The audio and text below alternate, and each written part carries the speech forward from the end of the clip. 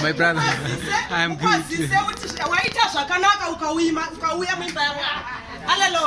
Amen. Hallelujah. Ngithanda ukuzehlisa phakathi kwabafundisi abaphakathi nakwethu. Ndoda kushizikisa pasi pebafundisi bangu nayi.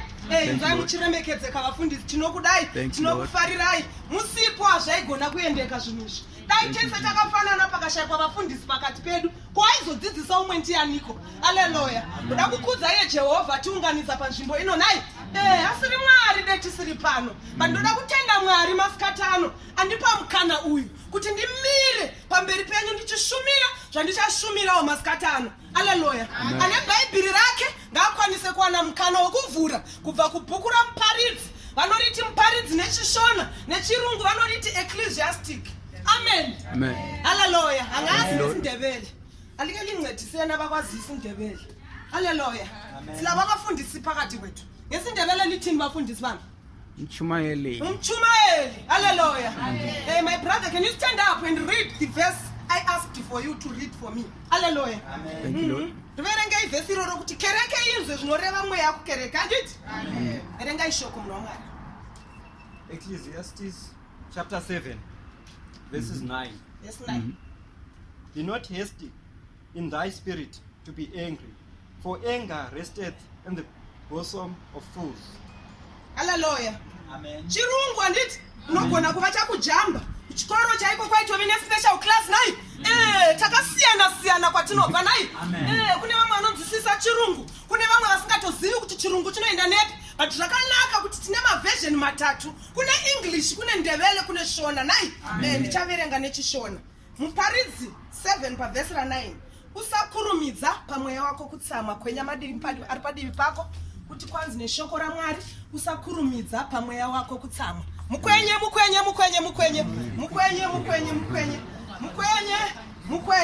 Usakurumidza pamweya wako kutsama. Pakabva paisiwa koma.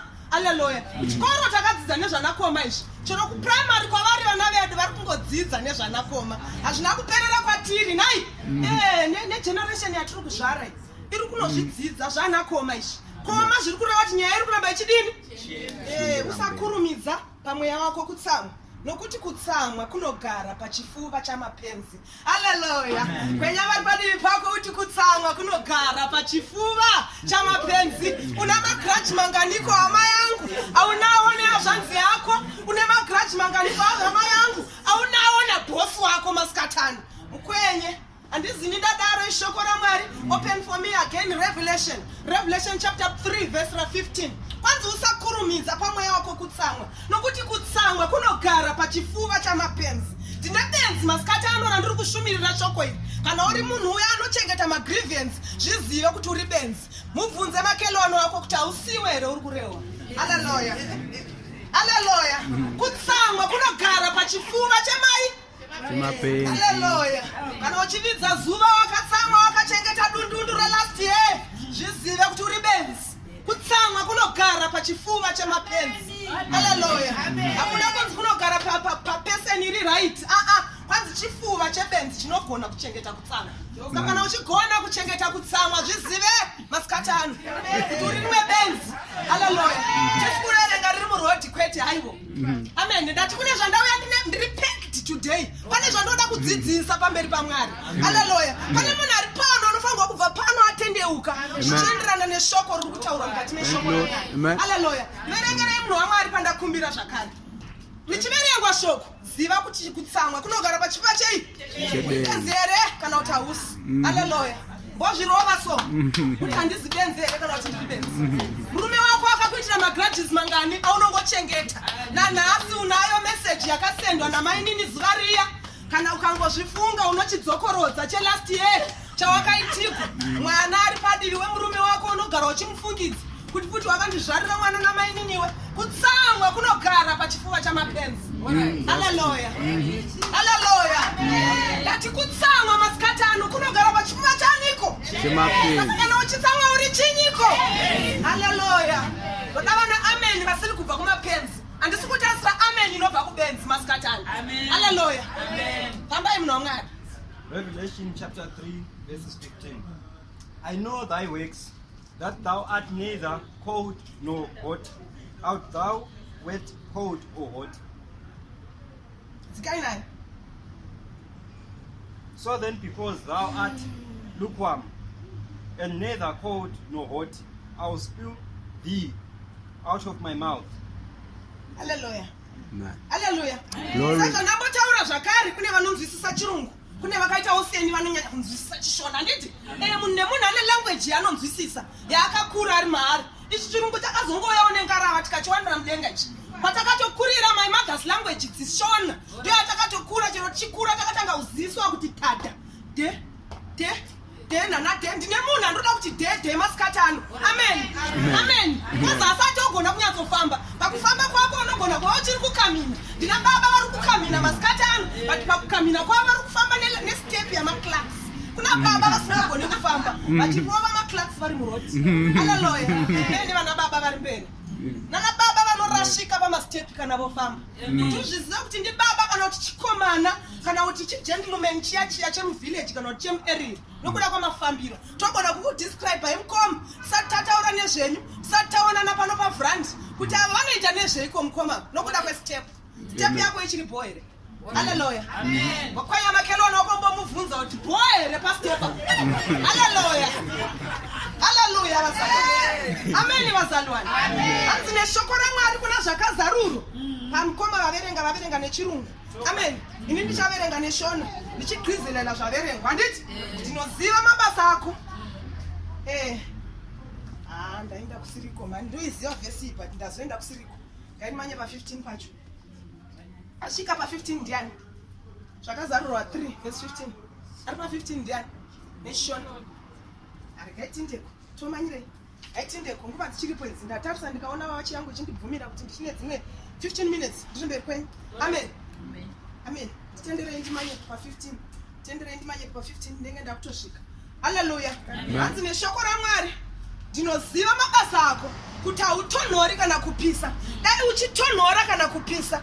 Zvino zvaunodziya usingatonhori kana kupisa ndichakusvisvina mumuromo mangu. Hallelujah. Ndine vanhu vanoti vakanzi vanotonhora kana kuti havatonhori togona kushayira mupanda masikatano. Hallelujah. Nokuda kwelanguage yaunoshandisa kwaunoswera unopisa here kana kuti unotonhora bokwenya makelona wako mbotora temperature kuti bho here kwaunoswera. Hallelujah. Amen vazalwane. Kwenya naye ndina kuti sekai ndati kwenya uvhunzi kuti bho here kwabviwa. Hallelujah. Amen. Hanzi ndinoziva mabasa ako kuti haupisi kana kutonhora. Hausi kutozikama pauri kana ndakabvunza vanotaura chindevele vakandidzidzisa kuti uisi ndiki kuti vele uyasheka wena hauzwakali lapo umekona. Hallelujah. Ndine mukristu nhasi asiri kugona kumira panzvimbo asi kunzwisisika paakamira. Svikai kumafaro munototaura language iriko vana mai mazuva ano takaenda. Hallelujah. Ariko vana mai vanotaura zvemafaro takaenda nepamastatus munoisi. Hallelujah. Totosara toziva kuti sister ninga avapo nhasi nokuda kwestatus yenyu sister kukaichina chamadzimai ekuchechi haubatiki. Ndandichiwacha vasikana laundry vasikana yandiuraya. Hallelujah. Svikai program kuchechi mukoma mareasons amashayiwi tanga tine family meeting. Mufunge zvenyu family meeting yedu we tati chimboonana. Hallelujah. Chii chakosha kuonana nokuda kuunganira Mwari. Zvinhu 2 ini rine rimwe zuva baba vangu vakati vadzika vachibva kuno kutaundi vakawana mukoma vangu vakati kure vanoye baba mori vakabvunzwa svikai nai pray chakakutadzisa kugadzira waya chii. Zvikanzi baba ndanga ndakaenda kueaster. Svikai chii chikuru Mwari newaya. Hallelujah. Baba vaibvunza vabva kutaundi koma vakatadza kuanza nokuti baba vakabvunza kuti ndakakuudza rini kuti waya ikakiwa. Saka chii chikuru Mwari newaya. Hallelujah. Vamwe vachabvunzira nerimwe ramazuva kuti manga muchiti laundry vasikana. Laundry zvayazouya nhasi maimboziva kuti muchadiwanigwa nyasha naMwari dzokuti mutenge washing machine mumba menyu. Mwari uya akakurangarirai nezuva riya kuti muzogona kuti inonzi laundry. vasikana mazomukanga manhasi nokuti kwaita laundry zviriko kupantry vasikana nokuti kwazoita pantry nhasi Mwari asisina kukosha wozvibvunza paumiri ndinoziva mabasa ako kuti haupisi kana kutonhora zvino zvausingapisi kana kutonhora ini Jehovha Mwari wako ndichakusvisvina mumukanwa mangu chenjerera kusvisvina masikati ano haleluya ini chandinoziva chinosvisvinika idohwe ratsengwa-tsengwa haleluya chenjerera kutsikwa navanhu kana wasvisvinwa kochasara chiko kana chingamu isisina test kunana baba vakanditarisa vakapera testi kudhara mukati medzimba wakungomira sechitunzi chiri mumba nokuti testi kuna amai akapera kudhara nokuda kweiko kwezvitori zvakawanda-wanda nhasi inongove sori mangwana isori kana mangwana isori sori medhem pane zvakanga zvandibata zvinoti kana zvavabata zvinovasendesa mameseji kuvasikana vavo zvinoti kana zvavabata zvinotadzisa kuti madhamu mutadze kuvarespekta kana mukati memi zvinoti kana zvakubatai mhai moona sokuti kuofisi ndokwatove kumba zvamunoita kuofisi zviya ndo zvamofungidzira kuti ndo zvinoitwa nekumba haleluya malangweji kekuofisi moenda nako nekumba kana zvakubatai ndati ndinoziva mabasa ako kuti haupisi kana kutonhora zvino zvausingapisi kana kutonhora ini Jehovha Mwari wako ndichakusvisvina mumukanwa mangu haleluya vamwe vana mai vanoti kana zvavabata nokuti havapisi kana kutonhora mwana anongopakugwa neruoko rwekukuku achinorohwa shaya ingati haasi mwana wake imbozvibvunza masikati ano kuti zviikani zvawakaita mukati memhuri yekwenyu haleluya kana vari vana baba vahwa nokudlisiwa zvimadzvinywa zvimukwe zvamadzvinyu haleluya chingodla muchiti zvinonaka haleluya haleluya nati ndinoziva mabasa ako kuti haupisi kana kutonhora zvino zvausingapisi kana kuti tototangira kuona padressing type mukono kuti munopisa here kana kuti munotonhora haleluya anenge akarohwa maleya mabhurugwa baba amwe akanyogwa vana airforce amwe akanyogwa vanani anenge ane mazita akarohwa akasvitswa umu haleluya nestep yacho inenge ichirohwa ipapo ndokuudza haleluya haleluya asikana vanhasi inenge ichingova uripi unani ebirako raro ndidzo dzamunogona kuita ukangorohwa idzodzo chete madopinda mweya haleluya kuti umbozvidzidzisawo rimwe zuva tv yekumba kwako imbotendeuka kuti spika imba mako imbogonawo kutendeuka rimwe zuva umboizawo gospel kuona munana inoitika mukati memba yako musiwo haleluya inongova uripi unani ebirako raro ndodzoga dziri musoro haleluya tikakubvunza ivhesi mai makagara ipapo kuti ko zvakazarwa munomboriwa here nevhesi inokutsigirai zvamuri kunamata izvo ndakafara my sister nezuro pamakati how do we pray haleluya kuna Mwari vari kumusoro kudenga uri kuadresa prayer yako kuti iri kuindepiko prayer iyo haleluya ndosasa ropa raJesu each and every corner of my house mufriji imomo ngamuzare nyama in the name of Jesus nendimi dzinotendekwa kana woda kudeclare zvinhu zvemba mako nai ko zvotadza nei isu takanzi tigone kunamata kuna Mwari amen kune munhu akaguma kudhara kunamatira bedroom yake chai kana sitting room yake chai kuti baba ndonamatira chikafu chinopinda mukaboti in the name of Jesus ngachive chikafu chinovaka muviri papo munhu musivhu 7 vana vane kwashi otoshaya kuti kochii amen vamwe vakatobakwa nemweya usagona kana kubika machangisi maonyeni mukaka zvose plate 1 nokuti hauna kurongeka pane songo yandinofarira zvokuti zvakanaka kurongeka zvakanaka kurongeka zvakanaka kurongeka zvakanaka kurongeka ana mai kati ndei tinorongeka kudzimba ana baba zvakanaka kurongeka foni inoda bhobhojanifanera kuti upinde pairi amen mapeteni 50 pafoni ana baba naana mai haleluya tati tiri kuindepiko ndinoziva mabasa ako foni inototiudza zvauri mukoma haleluya dressing yako chai noona munhu achibuda nekasithrough kake achitoona sokutoti zvitori bho tori covered ende ndakarova nhasi amen tichitokunyarirai tichifamba haleluya saka wambozvitarisa so kuti ndakaita noiputing here kana ndakaita noiweri sati wakudamba mako zvinokuudza zvega haleluya kune kungoputa so ngati zviri padanda koita zvokungozopfeka manje une wakutopfeka zvokutopfeka zvokurevesa taiwa ndakutoenda amen haleluya bazalwa singuva yekutamba ino amen inguva yekutsvagani amen nguva yekutamba yakapfuura vana vamaka Thank you, Lord. nguva yekutamba yakapfuura vanondiziva mamudala ndakakura navo ndakatanga kupinda basa mukambani handizi kuti gore ripi nganzi mumuntu wamajokes ukhoni nganzi kuti ngafika lapho emfika khona ndafika mfaka isasi but zvakatochinja kuna tisingaperi. Hallelujah. Itai amen mamudala kana ndakachinja. Hallelujah. Zvokuchinja zvokutorevesa chaiko kuti munhu akatochinja shuwa. Ndangazi my sister ngale sasithi singafika ku40 ngale sibona ubudingwenya ngale. Sasifika ngesasi. Sasi siyaziwa vele ngesasi thina. Hallelujah. Amen. Kana amen but munhu anosvika paanodini? Anotendeuka nayi. Kukura munhu anogona kurumurika ukuru. Pamwe masikati anhasi auchada kunokurawo. Kunzi kana madosvika mumba kuna mwana wamai kuti akasvika mumba mabhuru. Baba apa ivapo. Baba vakarikanda ivo rikanda. Baba vakarikanda ivo rikanda. Hallelujah vana mai. Taurai zvamunoita. Itai amen Satana boyikane masikati.